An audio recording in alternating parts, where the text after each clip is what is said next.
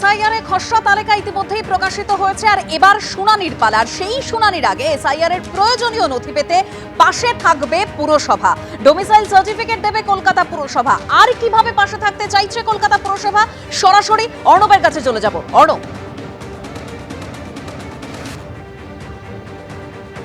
দেখো, আজকে মমতা বন্দ্যোপাধ্যায় তিনি আজকে বৈঠক করেছিলেন এবং তারপরে আজকে সন্ধেবেলা কিন্তু এই সন্ধেবেলার আগে যেটা মেয়র ঘোষণা করলেন যে এই এসআইআরের যে হিয়ারিং হবে, যাদের নাম ওঠেনি বা বাদ গেছে তাদের যে হিয়ারিং হবে তার জন্য তাদের বেশ কিছু ডকুমেন্ট লাগবে।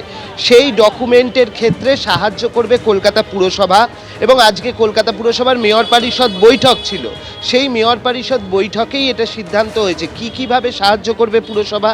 একটা হচ্ছে ডোমিসাইল সার্টিফিকেট, যেটা এতদিন দেওয়া হতো টাউন হল থেকে, সেই ডোমিসাইল সার্টিফিকেট এবার দেওয়া হবে ঠিক কলকাতা পুরসভার এই যে হেড অফিস রয়েছে সেখান থেকে দেওয়া হবে। এমনকি যে বয়স্ক মানুষ বা যারা আসতে পারবেন না তারা বোরোতে জমা করবেন এবং বোরো থেকে সমস্ত কাগজ নিয়ে আসা হবে হেড অফিসে, সেখানে কাজ করিয়ে ডোমিসাইল সার্টিফিকেট আমলারা দিয়ে থাকেন, সেইগুলো নিয়ে গিয়ে আবার দেওয়া হবে হচ্ছে বোরো অফিসে।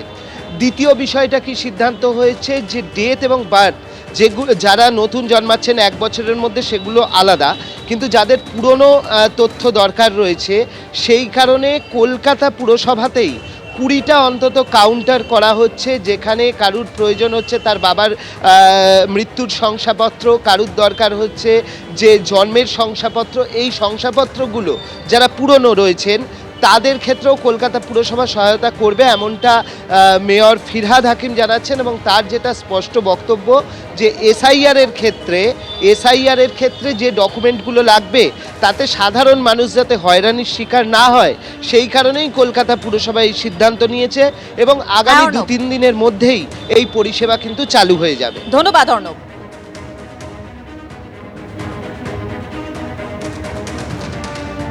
রেসিডেন্সিয়াল সার্টিফিকেট যেটা দেয় সেইটা আমরা এই এখন টাউন হল থেকে দেয়, সেটা আমরা এখানে নিয়ে আসব। যারা বয়স্ক মানুষ আসতে পাচ্ছেন না হেড অফিস অবধি, অনেকগুলো জায়গা আছে কলকাতায়, সেখানে বোরোতে তাদের অ্যাপ্লিকেশনগুলো নিয়ে আমরাই প্রসেস করে নিয়ে গিয়ে তাদের আগে ডেলিভারি করে দেবো, বয়স্ক বা যারা আসতে পাচ্ছেন না তাদের ক্ষেত্রে।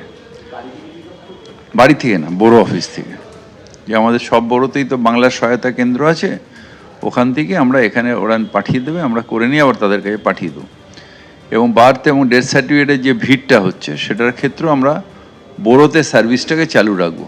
এখানেও আমরা প্রায় 20টা কাউন্টার সব মিলিয়ে করছি, যে যাতে কোনো মানুষের অসুবিধা না হয়। যেরকম অ্যাপে আছে প্লাস ফিজিক্যাল ম্যানুয়ালও আমরা চালু করে দিচ্ছি। এবিপি আনন্দ, এগিয়ে থাকে, এগিয়ে রাখে।